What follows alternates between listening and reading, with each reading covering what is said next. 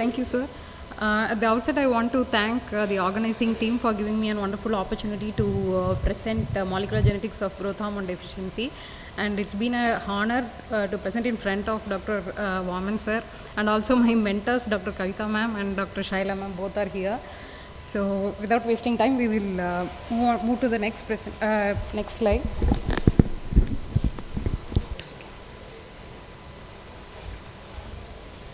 Okay, to start with, I'm going to present with two cases. The first case is a 6-year-old girl child who has always been short and thin. Other histories were normal and she is a fussy eater.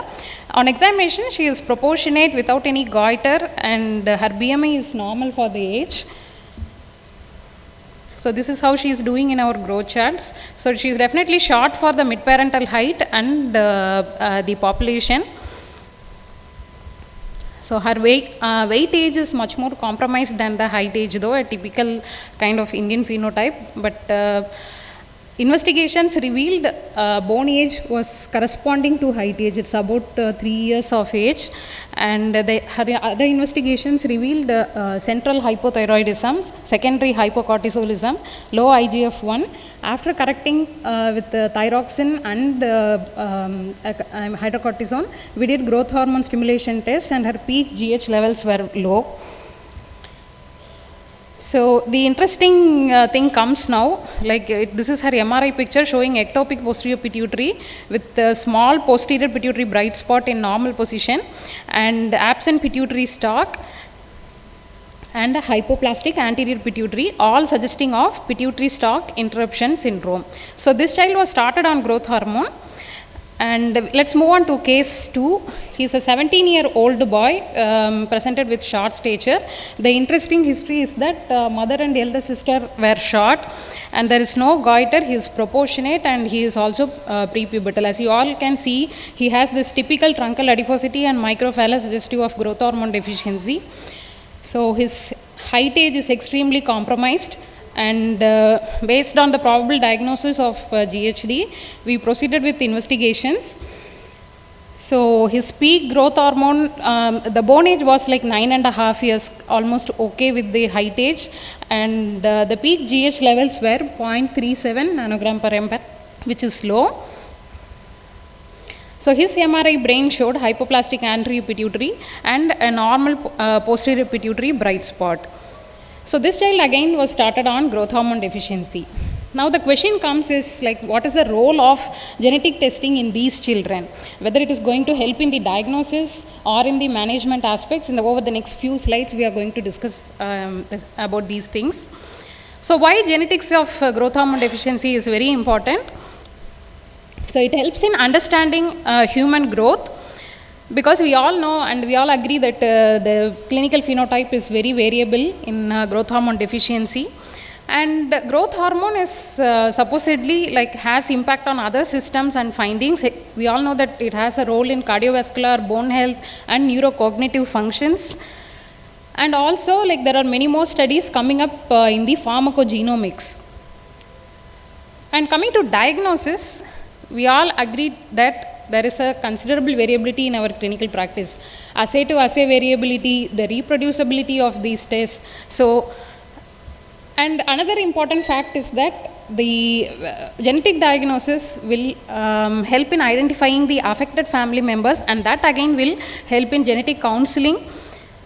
Coming to treatment, how genetics is going to help, it is going to give us information on about the prognostic aspects, like why each children differs with, even if they are GHD, why they are vary in their response to GH therapy, how long to continue GH therapy, and in rare cases scenario, we will come to know about what is the contraindication of GH therapy. And also surveillance of other pituitary hormone deficiencies. So moving next, the genetic causes of growth hormone deficiency.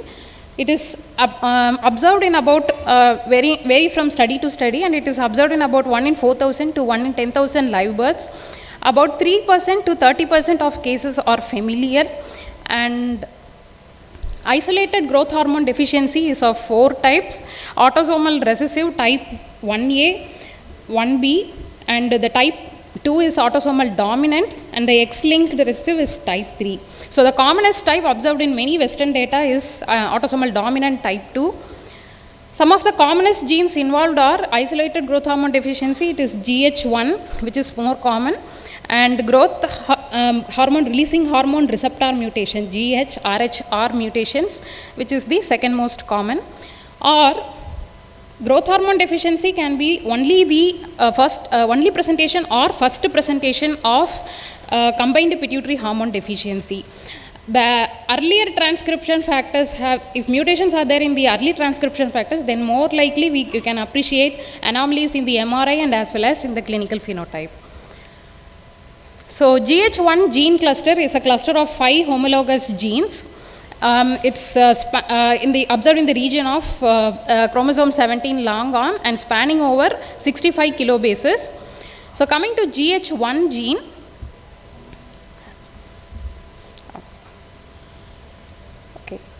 the expression of GH1 gene is managed by the locus control region and the promoter region, which lies in front of 15 to 30 kilobases front of the GH1 gene. And the GH1 growth hormone is actually produced as 217 amino acid molecule, which then undergoes digestion by the endoplasmic reticulum, and the signal sequence is removed, giving us the mature growth hormone, which is 191 amino acid and about 22 kilodaltons. So coming to type 1A, isolated growth hormone deficiency, the most common mutation that we get is the deletion we get is the 6.7 kilobytes. Also, we can have frame shift mutation. Addition or deletion of any base pair will shift the frame of reading, and it will produce a mutant protein, or in rare cases a stop codon formation, and terminate the transcription prematurely. So in which case you will get in southern blot analysis, instead of getting a positive band at 204, both these patients have bands at 121 and at 83 base pairs. So coming to type 1B, so the most common mutation that we observe in our country is that the GHRH receptor mutations. GHRH signaling is required for proliferation of somatotropes, and it is a 13 exon gene, and the most common gene that we get is in the extracellular domain of the receptor, and it goes by the name E72X. So the phenotypes is severe growth hormone deficiency, mild midfacial hypoplasia, neonatal hypoglycemia, and microphallus. MRI will show you anterior pituitary hypoplasia. Now comes the complex aspect of isolated growth hormone deficiency 1B and type 2. So the picture shows the growth hormone gene. So it has 5 exons, and the intervening sequence of the non-coding regions, it's also called as the introns. So the place of importance is that the exon 3. As it can be seen here, the exon 3 is flanked by a weak acceptor site and a weak donor site compared to the strong acceptor site at exon 4. So in order for transcription to happen, these introns has to be removed and the exons has to be spliced together. So a splicing mutation at intron 4 can cause type 1B. When the complete splicing happens, like all 5 exons are there, it produces the 22 kilodalton growth hormone, which is the normal one. The cryptic site, splicing site mutations, like a part of this exon 3 is taken away. So mutations causing that will lead to will produce 20 kilodalton growth hormone with the deletion of amino acids from 32 to 46. Normally this, every one of us will have like 5 to 10% of being produced in our body. The largest mutation that is missing of this exon 3 produces 17.5 kilodalton with the deletion of 32 to 71 growth amino acids in the growth hormone. And this is a mutant protein which affects the formation of the normal growth hormone, 22 kilodalton growth hormone. So some of the classic characteristics of isolated growth hormone deficiency in type 1A, we need to remember that because of growth hormone antibodies formation, there is a strong initial growth hormone response followed by poor growth. and the phenotype is the most severe form. In type 1b, the commonest mutation that is prevalent in India is GHRHR, and type 2 is autosomal dominant inheritance, and it has variable phenotype, and the most common mutation is the splice site mutations. Less studied is the type 3 IGHD. The mutations has been known to occur in BTK and SOX. The child can have hypoglomatobulimia, recurrent sinopulmonary infections, and mental retardation. So apart from whatever I have told so far, any one of these mutation in the transcriptor factors that is involved in the embryogenesis and morphogenesis of pituitary gland can have growth hormone as the only or the first presentation of combined pituitary hormone deficiency. So I'm not going into the details of that for want of time. So I'll just move on to the genetics of growth hormone deficiency in Indian studies. Study done by Dr. Meena Desai ma'am in Mumbai showed that GHRHR mutations are the most commonest. The same finding has been observed by a study from AIIMS New Delhi, and AIIMS New Delhi has done a similar study among combined pituitary hormone deficiency children, and they observed that the POW1 F1 factor is the most common mutation observed. And there is a lack of data from southern and eastern India, so we need to do more study on that. So coming to genetics influencing treatment of growth hormone deficiency, this is Genesis study, Genetics and Neuroendocrinology of Short Stature International study. So they assessed isolated growth hormone deficiency genes and as well as combined pituitary hormone deficiency genes in children with severe growth hormone deficiency. The study was done in 30 countries spanning over a period of 15 years involving 917 patients. The technique used were PCR and Sanger sequencing, and only 10% of the patients were found to have mutation positive. The most common mutation they observed was PROP1 gene and followed by GH1 gene mutations. So because only 10% of these children had mutation positive, we need to be very vigilant if we want to apply these things in our clinical practice. So the significant indicators for a mutation are combined pituitary hormone deficiency, greater patient-parent height difference, low growth hormone peak, and a young age at presentation. So this is the comparison of growth hormone peak level. Most mutation carriers had a very low growth hormone peak level. And comparison of height SDS according to the types of isolated growth hormone deficiency. Those with the type 1 growth hormone deficiency had a significantly shorter height SDS at the time of inclusion in the study compared to the other types. So as you can see here, the height SDS at the time of inclusion into the study, the mutation carriers had the lowest height SDS, whereas the height velocity gain following the growth hormone therapy, the mutation carriers had a higher height velocity gain compared to those without any mutations. So the same thing, on an average, the mutation carriers had about 50% more growth compared to those without mutation following growth hormone therapy in the first year. So this is again a unique study from India. Sar is chairing the session, and the aim of the study was to study the genetic makeup of GH deficient children and also to analyze the response of growth hormone therapy in the first year according to the mutations the child had. So they analyzed 53 children, and the same genes has been analyzed, like isolated growth hormone deficiency genes and as well as combined pituitary hormone deficiency genes. The study population were divided into 3 groups. Those with no mutations were grouped into group A, and the GHRH gene mutations were group B, which is about 11%. The commonest gene in their study was GH1 gene mutation, which is group C, and it is about 15%.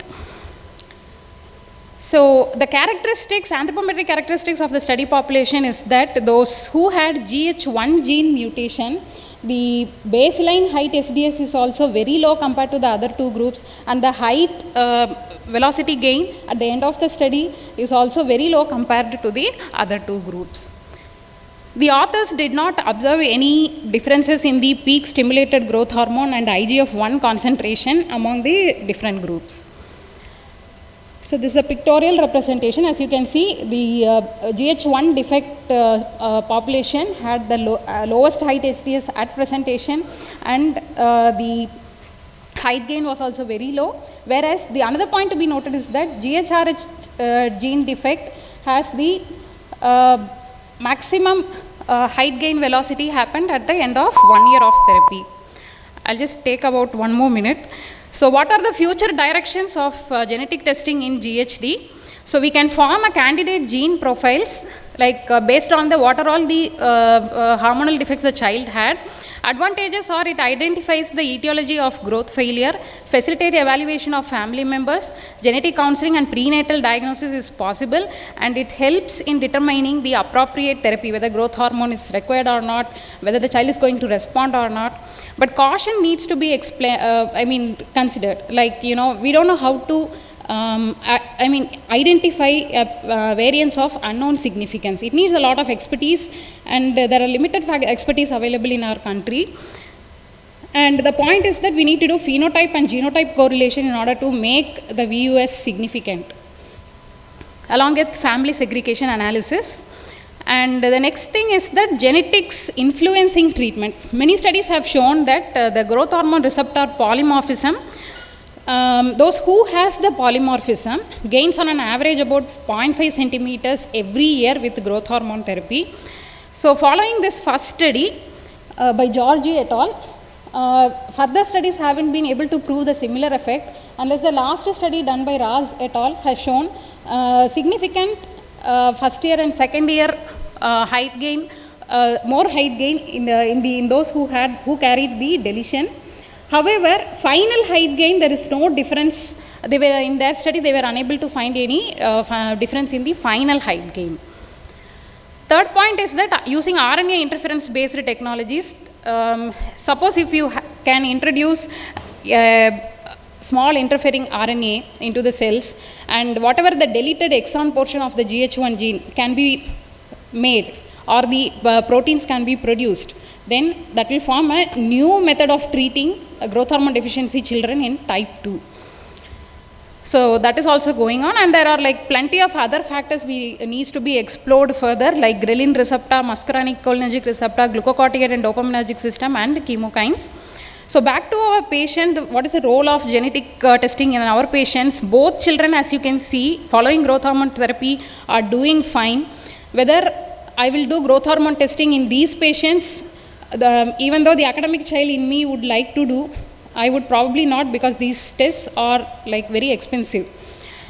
So the point to be taken is that mutations in known genes is about only 11% of GHD patients turn positive.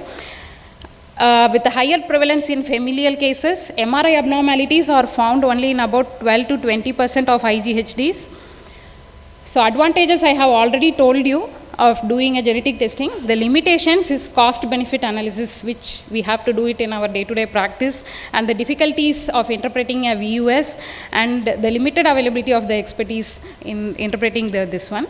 And genetic studies in GHD indications are early onset growth failure, positive family history, consanguinity, ethnicity, height more than 3 standard deviation below the mean, extreme low growth hormone level in provocative tests, very low IGF-1 and IGF-BP3 levels.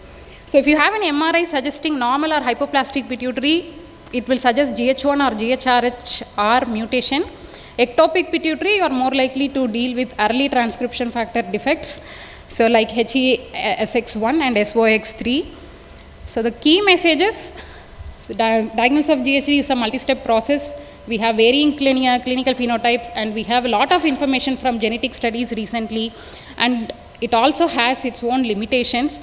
In our country, GHRH receptor mutations are more common, and they respond better with growth hormone therapy. Variability in the responsiveness to treatment. I hope we all agree that each children with GHD respond differently. So probably a genotype based dosing will be better in future.